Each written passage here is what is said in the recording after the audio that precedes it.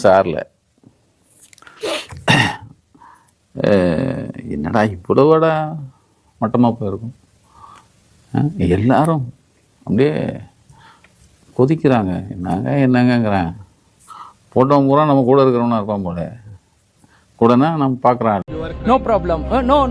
I am not crying.